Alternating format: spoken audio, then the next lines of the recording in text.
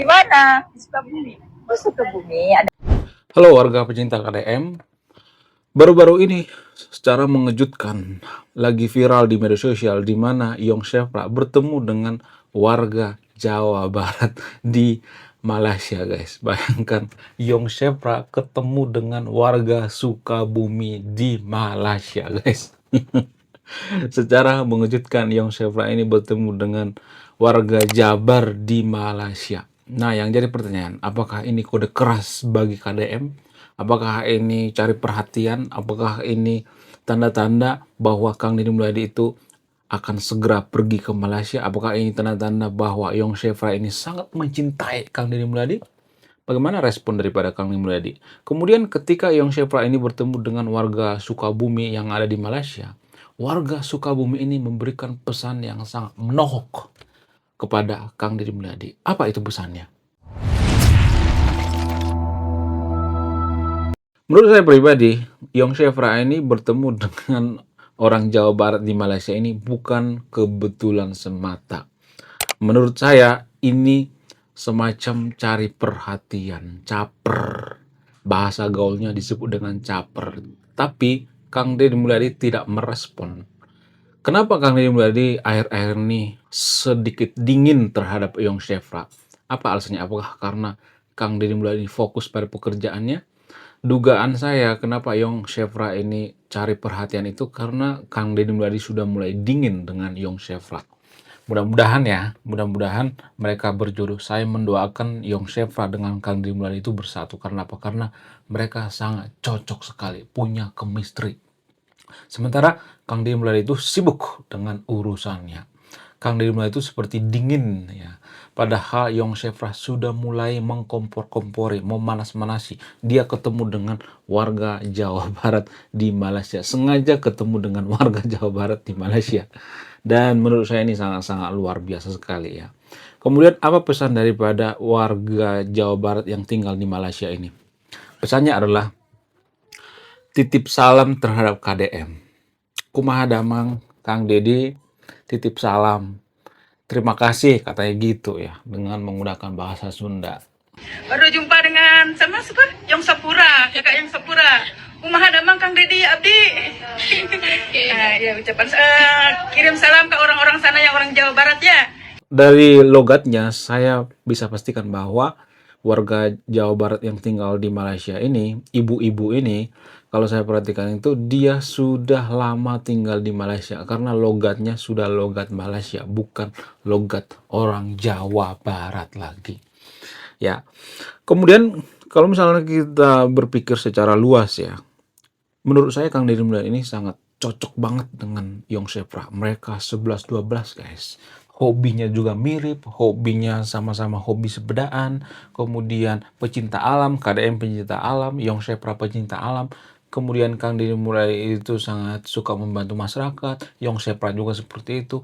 Ada banyak persamaan di antara mereka kalau saya perhatikan. Sama-sama politisi ya, kemudian sama-sama sudah punya banyak duit, sama-sama 2 kali menikah. Banyak banget persamaan antara Yong Shefra dengan KDM. Sangat klop banget.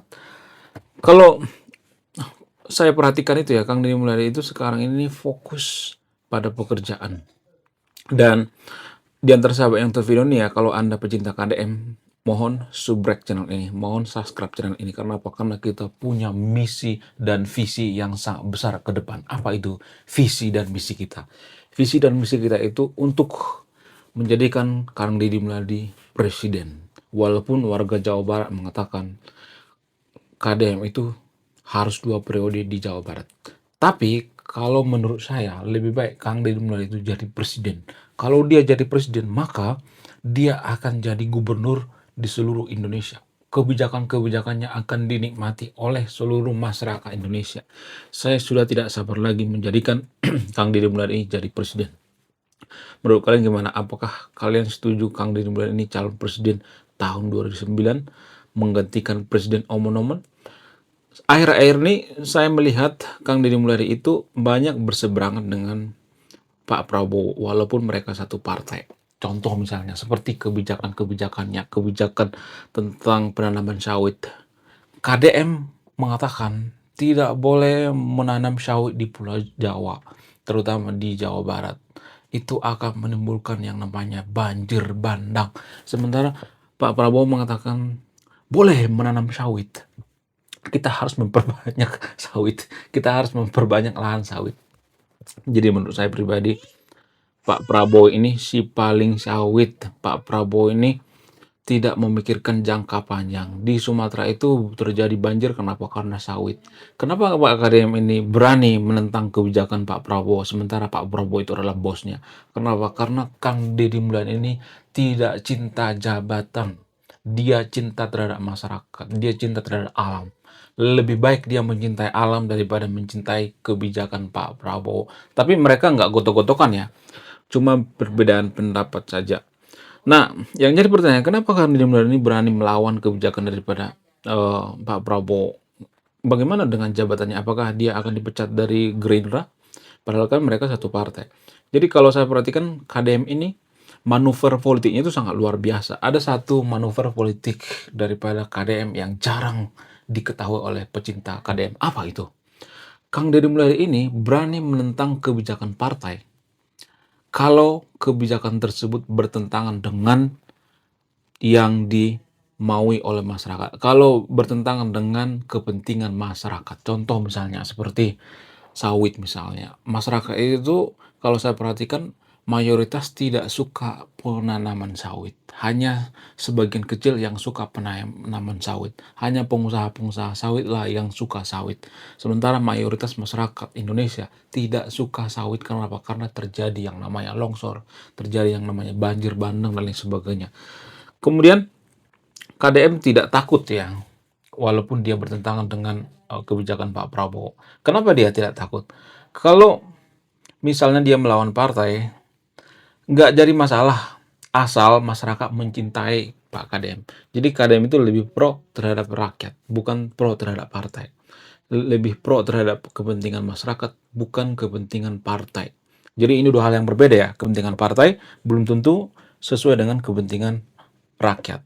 Pak KDM itu lebih pro terhadap kepentingan rakyat daripada kepentingan partai. Sehingga dia berani ya bertentangan atau bertolak belakang dengan kebijakan Pak Prabowo. Karena Pak KDM berpikir kalau Pak KDM itu dicintai oleh rakyat, maka akan diburu oleh partai. Biasanya pejabat atau tokoh-tokoh tertentu yang elektabilitasnya tinggi, yang disukai oleh masyarakat, maka itu yang diburu oleh partai. Ya, kenapa? Karena partai pengen calon yang disukai oleh masyarakat.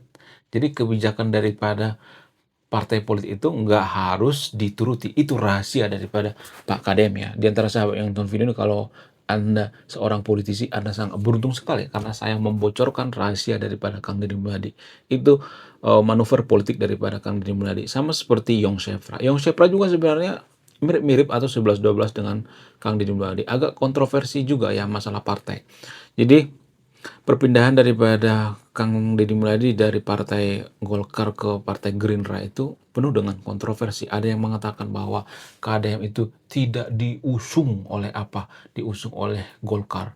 Ada yang mengatakan bahwa KDM itu dikucilkan oleh partai Golkar dan dia disambut baik oleh partai Gerindra.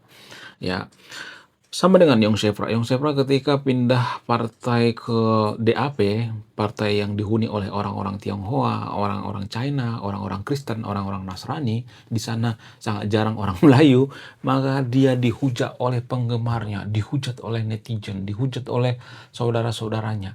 Kenapa? Karena dia dianggap pengkhianat.